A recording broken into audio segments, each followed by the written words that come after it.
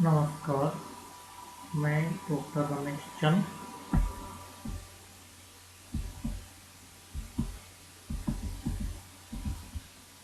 इस वीडियो में मैं आज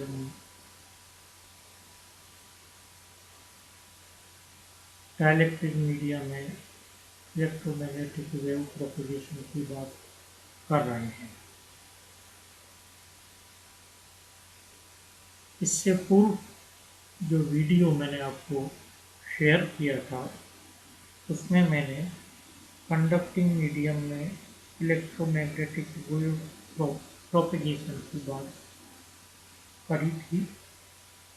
उसमें हमने मैक्सवेल्स की जो इक्वेशंस है उनका इस्तेमाल करते हुए कंडक्टिविटी सिग्मा के टर्म को इस्तेमाल करते हुए एक इलेक्ट्रोमैग्नेटिक वेव इक्वेशन प्राप्त की थी।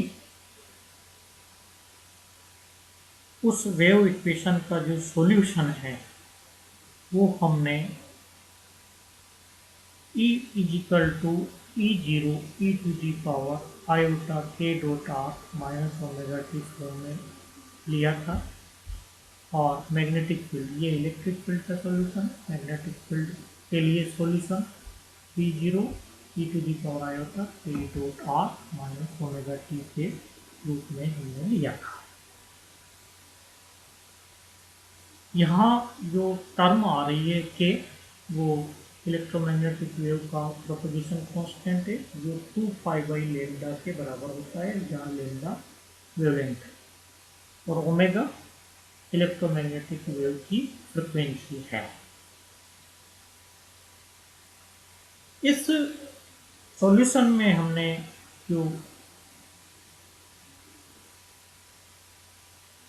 प्राप्त किए थे, इन सॉल्यूशन को इक्वेशन ऑफ मोशन में रखने के बाद जो सॉल्यूशन हमने प्राप्त किए थे उसमें कॉम्प्लेक्स क्वांटिटी के रूप में प्रोपगेशन कांस्टेंट के प्राप्त होता है। अतः के को हमने एल्फा प्लस आयोटा बीटा वहाँ लिया था। उसी अनुरूप में यहाँ के alpha dash plus iota beta dash ले रहा हूँ और जो सॉल्यूशन हमने प्राप्त किए थे उनके लिए एल्फा डैश और बीटा डैश की वैल्यू मैं यहाँ लिख रहा हूँ। आप चाहें तो मैक्सवेल्स इक्वेशन को इस्तेमाल करके और J is equal to sigma E, क्योंकि ओम्स लॉ होता है, K is equal to sigma E term का इस्तेमाल करके इलेक्ट्रिक और मैग्नेटिक फील्ड के लिए इक्वेशन स्थापित करें और इन सॉल्यूशन का इस्तेमाल करके जब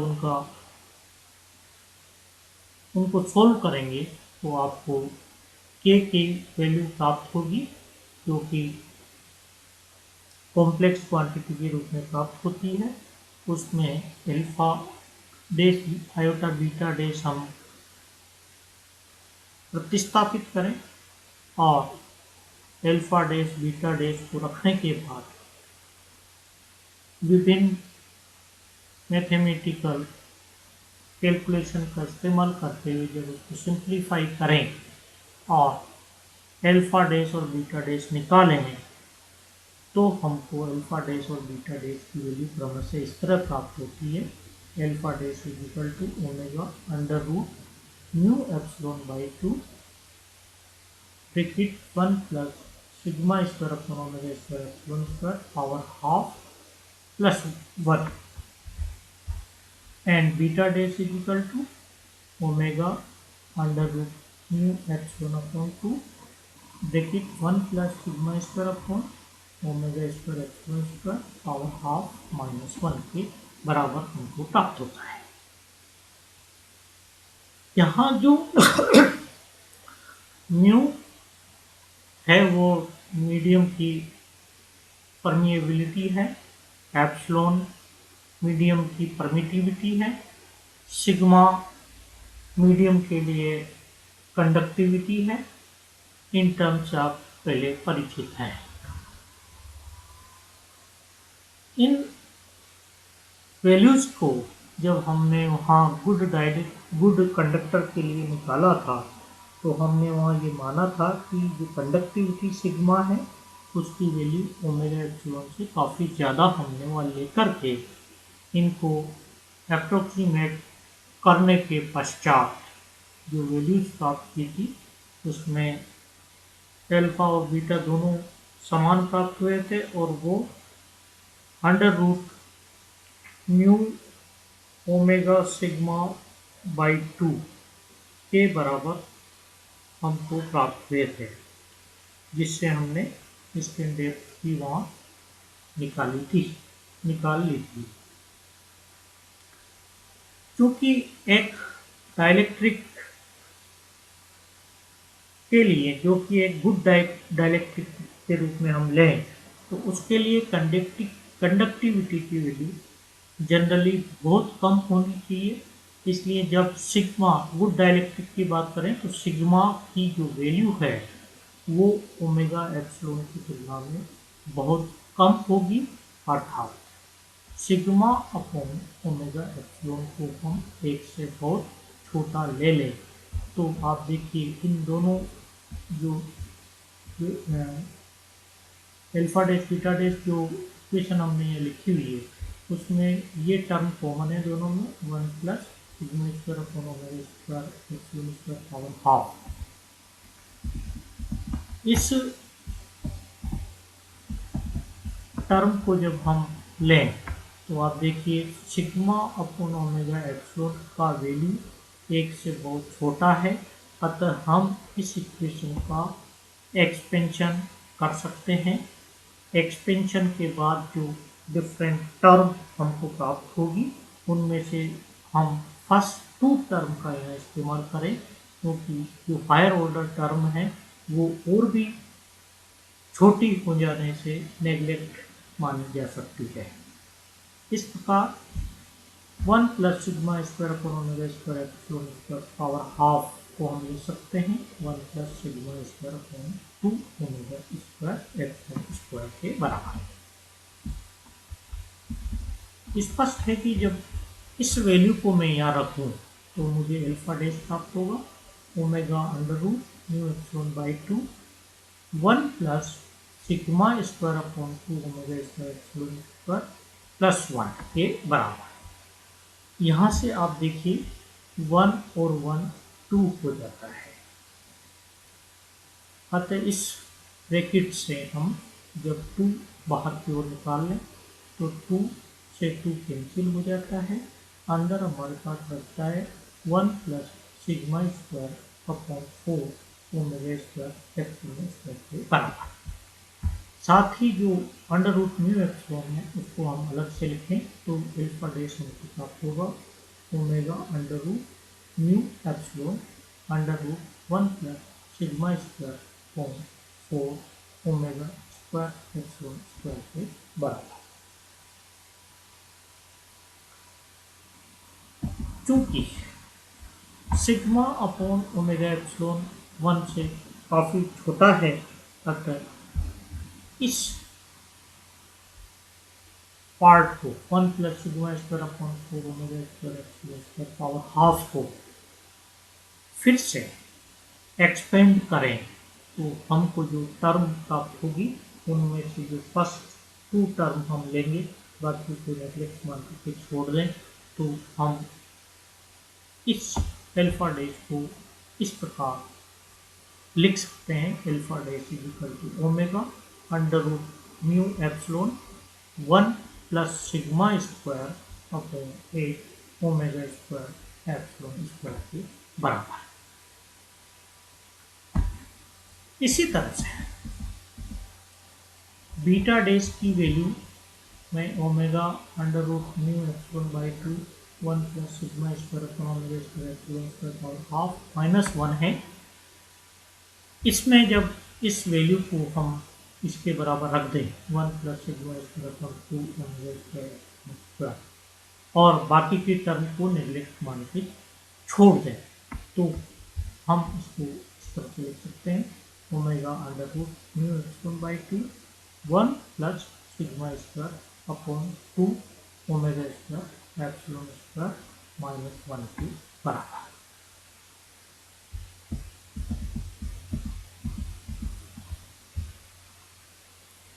स्पष्ट है कि -1 से 1 कैंसिल हो जाता है और हमको यह मिलेगा sigma square upon 2 omega square epsilon square के बराबर। एप्सिलॉन स्क्वायर से कैंसिल होकर के 1 अपॉन एप्सिलॉन बचा रहेगा। सिग्मा स्क्वायर को हम अंडर रूट से बाहर ले लें तो सिग्मा रह जाएगा। 4 जो है उसका अंडर रूट 2 लें तो वो बाहर की ओर ले लें। ओमेगा को अंदर लेंगे तो ओमेगा स्क्वायर आएगा। ओमेगा स्क्वायर से कैंसिल आउट होकर के जो रिजल्ट मिलेगा बीटा डैश का वो हमको प्राप्त होगा sigma by 2 under root mu upon epsilon के बराबर। यहाँ देखिए आप जो बीटा डैश प्राप्त हो रहा है वो उस में ओमेगा टर्म प्राप्त नहीं हो रही है, अर्थात बीटा डैश जो है वो फ्रीक्वेंसी से इंडिपेंडेंट हो गया है। गुड डाइलेक्ट्रिक के लिए बीटा डैश फ्रीक्वेंसी इंडिपेंडेंट प्राप्त होता है। यहाँ से हम इसको देख सकते हैं। यदि मैं एक परफेक्ट डाइलेक्ट्रिक की बात करूं यदि मैं तो उसके लिए सिग्मा इजिकल टू 0 प्राप्त होता है। सिग्मा इजिकल टू 0 यदि हम रख दें तो आप देखिए एल्फा डैश जो टर्म है उसमें सिग्मा जब 0 आप ले लेते हैं तो ये 1 हो जाता है और हमको एल्फा डैश की वैल्यू प्राप्त होगी omega under root mu epsilon के बराबर। अपना ये टर्म आपकी 1 हो जाएगी। साथ ही इसमें सिग्मा है तो सिग्मा इजिकल टू 0 जैसे ही हम लेंगे तो बीटा डैश हमको 0 प्राप्त होगा।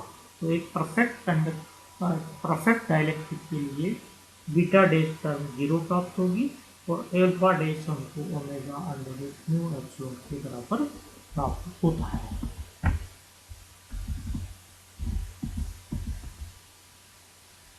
जब हम एल्फा डैश बीटा डैश की वैल्यू को के में रख दें तो के हमको परफेक्ट डाइलेक्ट्रिक के लिए एल्फा डैश के बराबर प्राप्त होता है और इस के की जगह हम एल्फा डैश को जब रखें तो जो सॉल्यूशन हमको मिलेगा ई और बी का वो हमको प्राप्त होगा E equal to E0 e to the power iota alpha dash root R minus omega t. P equal to हमको प्राप्त होगा V0 e to the power iota alpha dash root R minus omega t के बराबर। यदि आप good conductor से in solution को compare करें तो आपको जो अंतर है वो ये नज़र आएगा कि जहाँ गुड कंडक्टर में एम्पलीट्यूड डिस्टेंस के साथ एक्सपोनेंशियली डिकेइंग कंडीशन में प्राप्त होता है, परंतु यहाँ एम्पलीट्यूड में कोई परिवर्तन प्राप्त नहीं हो रहा है। ये स्पष्ट परिवर्तन आप यहाँ से देख सकते हैं। इस प्रकार हमने आज डाइलेक्ट्रिक में प्रोपगेट होने वाली इलेक्ट्रोमैग्नेटिक वेव की बात की है। आपको ये भी मालूम है कि ओमेगा बाई के जो है वो फेज वेलोसिटी को रिप्रेजेंट करता है, क्योंकि यहाँ फेज वेलोसिटी भी ओमेगा अपॉन एल्फा डैश के बराबर प्राप्त होती है, जिसकी वैल्यू हमको 1 upon under root mu epsilon प्राप्त होगी परफेक्ट डाइलेक्ट्रिक के लिए। और यदि हम गुड डाइलेक्ट्रिक की बात करें तो ओमेगा अपॉन एल्फा डैश में हमको जो टर्म प्राप्त होगी वो 1/σ² 8 omega square epsilon square term प्राप्त होगी, जो निश्चित रूप से वेलोसिटी में परिवर्तन को प्रदर्शित करेगी। इस प्रकार आज मैंने इस वीडियो में आपको डाइलेक्ट्रिक में प्रोपेगेट होने वाली इलेक्ट्रोमैग्नेटिक वेव के विभिन्न जो प्रोपेगेशन कांस्टेंट फैक्टर है उनकी बात की है। आशा है ये वीडियो आपके लिए उपयोगी होगा। आज का ये वीडियो में ही स्टॉप करते हैं। नमस्कार।